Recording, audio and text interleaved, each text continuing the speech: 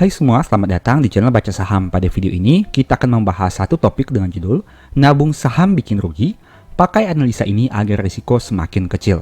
Tapi seperti biasa, semua pembahasan ini bukan rekomendasi dan hanya informasi. Ingat, kerugian kamu tanggung sendiri ya. Video ini merupakan lanjutan pembahasan dari video yang pernah saya buat 3 tahun yang lalu. Agar pemahaman kita sama, mari simak dulu videonya.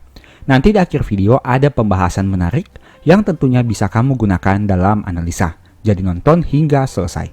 Nah, nabung saham merupakan satu statement yang sering dikumandangkan beberapa tahun ini. Istilah tersebut tentu bertujuan agar semakin banyak masyarakat kita yang sadar akan investasi saham. Tentu saja, potensi keuntungan nabung saham jauh lebih besar dibanding nabung di bank.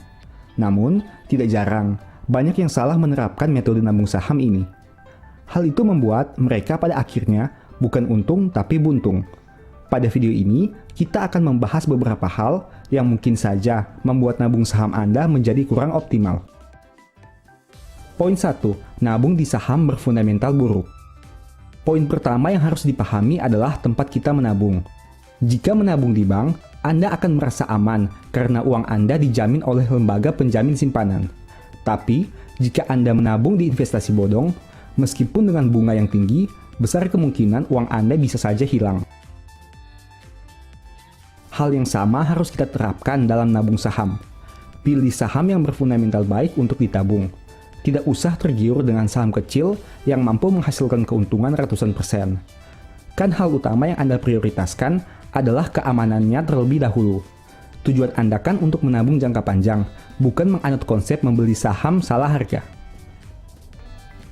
Sebelum Anda melakukan aktivitas nabung saham, perjelas dulu tujuan Anda masuk ke pasar modal. Apakah untuk nabung saham, membeli saham yang salah harga, trading jangka pendek, dividen investor, atau apa? Dengan tujuan yang berbeda, metode yang Anda gunakan juga berbeda. Pemilihan sahamnya akan berbeda, serta potensi resikonya juga demikian. Misalnya, jika Anda dividen investor, Anda cenderung akan melihat saham yang memberikan dividen yield dan growth yang besar setiap tahun. Namun, jika Anda trading jangka pendek, Anda cenderung akan mencari saham yang potensi terbang dalam jangka waktu singkat. Itu juga berbeda jika Anda mencari saham yang salah harga. Anda cenderung mengamati saham dengan market cap kecil dan belum terkenal. Anda harus konsisten dan komit dengan alasan tersebut. Jangan sampai baru beberapa minggu Anda sudah mengubah tujuan, misalnya dari yang awalnya nabung saham menjadi trading jangka pendek. Hasilnya akan berdampak pada kinerja portofolio, tidak akan maksimal, dan pada akhirnya Anda akan bingung sendiri. Apalagi jika terjadi penurunan harga saham secara masif dan membuat saham Anda nyangkut. Poin kedua, menabung di saham dengan manajemen buruk. Menabung berarti Anda mempercayakan uang Anda untuk ditempatkan ke dalam suatu perusahaan yang diharapkan mampu berkembang lebih besar lagi, sehingga harga sahamnya terus naik dalam jangka panjang. Nah, apakah Anda yakin jika manajemennya buruk atau tidak kompeten, perusahaannya dapat berkembang? Jangankan memikirkan kinerja perusahaan atau nasib investor. Yang ada, mereka hanya memikirkan kepentingan masing-masing. Sebelum mulai nabung di satu perusahaan, sebaiknya Anda tahu siapa yang memimpin perusahaan itu, minimal komisaris dan direksi perusahaan. Seperti apa latar belakangnya, dan bagaimana kinerja mereka di perusahaan yang sebelumnya. Penting juga mengetahui siapa pemegang saham mayoritas, karena mereka adalah orang yang berkuasa di balik perusahaan itu. Apakah majority shareholder itu punya tujuan yang sama dengan Anda, ataukah mereka punya kepentingan lain? Tak jarang kita temui pemegang saham mayoritas yang malah membuat investor retail mengalami kerugian cukup besar. Mereka bisa memainkan harga saham untuk naik dan turun, ataupun membuat keputusan-keputusan yang menjadikan investor retail sebagai korban. Bijaklah memilih perusahaan dengan manajemen baik, agar nabung saham Anda bisa sukses dalam jangka panjang. Poin ketiga, tidak konsisten dalam menabung. Pada poin ini biasanya, nabung saham tidak dilakukan pada perusahaan yang sama dalam jangka waktu tertentu. Mereka cenderung labil dalam melakukan pembelian saham di beberapa perusahaan berbeda. Sebenarnya itu sah-sah saja, tapi jika berlebihan, tujuan awal Anda untuk nabung saham tidak akan dicapai. Contoh, Misalnya Anda sudah menganalisa saham ABCD, dan saham ini menarik untuk ditabung. Pada bulan pertama, Anda membeli saham ABCD dengan begitu bersemangat. Bulan kedua, saham ABCD mengalami penurunan. Anda yakin untuk melakukan average down karena sudah optimis dengan saham ini. Bulan ketiga, saham ABCD tambah turun. Anda mulai ragu dan bertanya, apakah ini saham yang tepat? Bulan keempat, Anda melihat saham FGHI mengalami peningkatan 10%. Anda kemudian iseng-iseng mempelajari saham ini. Bulan kelima, saham ABCD tambah turun dan saham FGHI tambah naik. Anda putuskan untuk cut loss saham ABCD dan mulai nabung saham FGHI. Di bulan ke-6, saham ABCD mengalami pembalikan arah dan naik signifikan. Sedangkan saham FGHI terjun bebas karena memang sudah mahal secara valuasi. Bulan ke-7, Anda menyesal karena menjual saham ABCD dan menyesal juga karena membeli saham FGHI. Di bulan ke-8, pensiun dini dari saham dan berkata, saham itu berbahaya. Contoh tadi menjadi satu fakta bahwa nabung saham harus dilakukan dengan setia pada saham yang sudah Anda yakini. Mau harga naik atau turun, menabunglah terus-menerus. Dengan catatan, Anda sudah mengetahui dan yakin dengan perusahaan yang dibeli. Bukan mendengar kata orang, tapi benar-benar sudah Anda analisa sebelumnya. Poin keempat, nabung saham pakai uang dapur bulanan. Jika Anda nabung di bank, tabungan itu dapat diambil sewaktu-waktu saat dibutuhkan. Namun, hal itu berbeda dengan nabung saham. Tabungan saham fokusnya untuk jangka panjang, sehingga dalam jangka pendek cenderung berfluktuasi.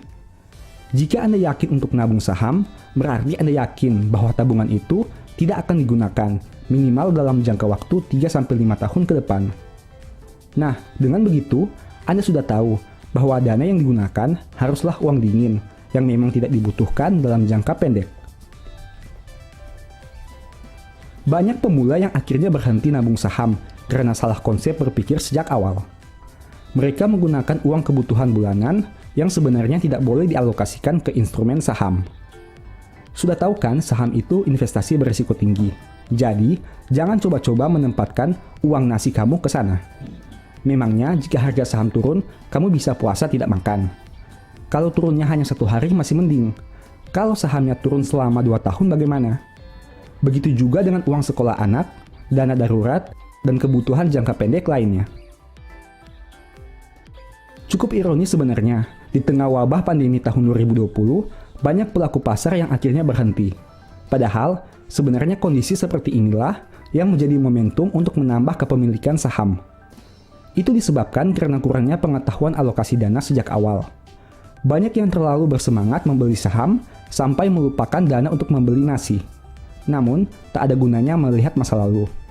Setidaknya dengan video ini saya berharap Anda semua sudah mengetahui konsep nabung saham itu seperti apa. Tidak perlu terobsesi dengan profit besar dalam jangka pendek.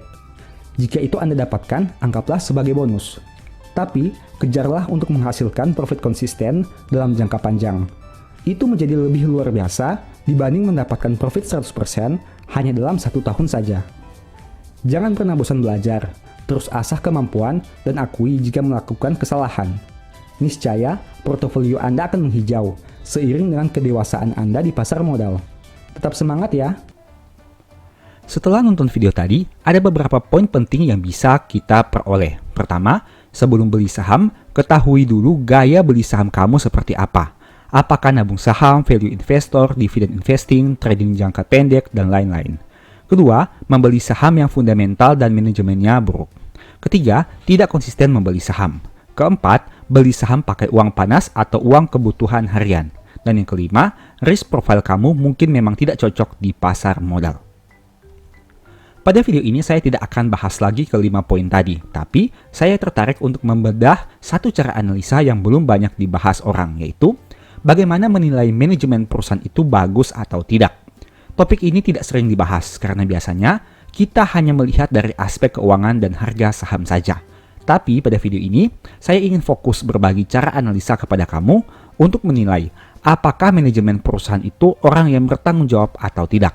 Ingat, manajemen merupakan orang tertinggi yang memimpin perusahaan secara langsung. Sehingga keputusan yang mereka ambil tentu akan berpengaruh kepada kinerja perusahaan. Jadi, pastikan kamu tidak pilih saham yang manajemennya kacau.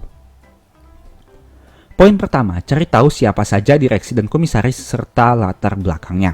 Di zaman teknologi ini sudah banyak cara yang bisa dilakukan untuk mencari tahu siapa saja direksi dan komisaris perusahaan, serta bagaimana latar belakangnya. Entah dari laporan tahunan, aplikasi sekuritas dari Google, dan lain-lain. Sebagai contoh, ini merupakan daftar manajemen BRI yang saya kutip dari laporan tahunan BRI tahun 2023. Kamu bisa lihat untuk nama-namanya berdasarkan tampilan berikut ini. Sebagai contoh, ini merupakan profil singkat dari Presiden Direktur Bank BRI atas nama Pak Sunarso. Beliau menjabat di BRI sudah 2 periode, yaitu tahun 2019 sampai tahun 2023 dan tahun 2023 sampai tahun 2028. Kamu bisa lihat beberapa informasi penting tentang manajemen perusahaan di laporan tahunan atau sumber data yang lain. Di sini terlihat pengalaman beliau yang mana memiliki beberapa pengalaman yang strategis. Ada juga rangkap jabatan yang beliau miliki hingga saat laporan tahunan ini dibuat. Jadi kamu bisa pelajari bagaimana pengalaman kerja manajemen perusahaan sebelum menjabat di perusahaan sekarang dan rangkap jabatan apa saja yang dia miliki. Poin kedua, lihat kinerja keuangan perusahaan saat manajemen itu menjabat. Hal kedua yang bisa dilakukan adalah dengan melihat kinerja perusahaan saat manajemen itu memegang jabatan strategis di perusahaan. Ini bertujuan untuk mengukur prestasi manajemen baru saat menduduki posisi penting di perusahaan. Apakah laba perusahaan terus tumbuh, turun, atau tetap? Kita bisa menganalisa hal ini dengan membandingkan tahun menjabat manajemen itu dengan kinerja keuangan terutama laba di tahun tersebut. Mungkin akan lebih relevan jika mengambil data 1 tahun setelah menjabat, karena tentu dibutuhkan proses waktu yang tidak singkat untuk melihat hasil kebijakan dan kepemimpinan dari mereka. Kita akan gunakan contoh Presiden Direktur BRI yang tadi sebagai perbandingan. Ini merupakan data historikal laba yang saya kutip dari laporan tahunan BRI. Kamu bisa lihat perbandingan laba BRI sebelum dan saat Pak Sunarso menjabat sebagai Presiden Direktur. Menarikkan, dengan nominal laba yang semakin besar, persentase pertumbuhan laba malah jadi lebih besar. Saat tahun 2015, BRI mencatat laba 25,3 triliun dan naik sekitar 35% menjadi 34,3 triliun di tahun 2019. Sedangkan saat Pak Sunarso menjabat mulai tahun 2019, di tahun 2019 tadi laba BRI adalah 34,3 triliun rupiah dan tumbuh menjadi 60 triliun rupiah di tahun 2023. Itu artinya terjadi kenaikan sekitar 74% dari tahun 2019 ke tahun 2023. Ini menarik, dari yang awalnya hanya tumbuh 35% selama 5 tahun, di tahun 2019 hingga tahun 2023, laba BRI naik 74%, kenaikan yang sangat luar biasa. Dari data ini saja bisa dilihat bahwa perusahaan punya pertumbuhan yang sangat baik sejak tahun 2019 hingga tahun 2023. Memang di tahun 2020, labanya sempat turun menjadi 18,6 triliun karena krisis. Tapi hal itu bisa dimaklumi karena hampir semua perusahaan besar juga mengalaminya. Malah menurut saya ada poin plus dari data ini, karena Pak Sunarso menjabat sebagai Presiden Direktur pada tahun 2019, berarti beliau langsung menghadapi tantangan krisis 1 tahun setelah menjabat. Hal ini menunjukkan kehebatan beliau untuk menyelesaikan masalah yang sangat kompleks dan membuat BRI terus tumbuh sebagai pemenang, hingga bisa mencetak angka laba 60 triliun di tahun 2023. Menariknya lagi, saat Pak Sunarso menjabat sebagai Presiden Direktur hingga Q1 tahun 2024, BRI masih konsisten menjadi perusahaan publik yang mencetak laba terbesar di Indonesia. Pencapaian ini tidak main-main, karena merupakan pencapaian yang sangat luar biasa. Bukan hanya karena cetak laba terbesar, tapi konsisten mempertahankan sebagai perusahaan yang bisa hasilkan laba terbesar di Indonesia. Poin ketiga, amati corporate action yang dilakukan manajemen saat harga saham turun. Apakah mereka peduli kepada pemegang sahamnya? Kamu harus lihat tindakan apa yang dilakukan manajemen saat harga saham turun. Apakah mereka peduli atau tidak? Sebagai contoh, BRI dan Adaro merupakan 2 perusahaan yang memiliki corporate action buyback saham saat harga saham perusahaan ini turun signifikan. Ini merupakan salah satu contoh yang baik dari manajemen, karena mereka peduli dengan harga saham dan tentunya juga peduli kepada pemegang saham, sehingga mereka melakukan buyback atas terjadinya penurunan harga saham yang signifikan. Poin keempat, lihat di laporan tahunan apakah manajemen memiliki saham perusahaan yang mereka pimpin. Apakah kepemilikan saham mereka terus bertambah, tetap, atau malah berkurang. Logikanya, jika mereka percaya dengan perusahaan yang dipimpin, seharusnya kepemilikan saham mereka terus bertambah juga dari waktu ke waktu. Kita bisa lihat di sini, di tahun 2021 tepatnya pada 31 Desember, jumlah kepemilikan saham Pak Sunarso adalah 1,8 juta. Naik menjadi 2,3 di tahun 2022 dan naik menjadi 3,2 per Desember tahun 2023. Itu artinya dalam 3 tahun terakhir, kepemilikan saham Pak Sunarso konsisten tumbuh dari tahun ke tahun. Nah, ini merupakan salah satu hal yang menarik, karena berarti beliau memiliki kepercayaan kepada perusahaan yang dipimpinnya. Artinya, beliau bukan hanya sekedar memimpin, tapi juga menjadi pemegang saham dari perusahaan yang dia pimpin. Poin kelima, apakah manajemen masih punya hubungan dengan pemegang saham pengendali?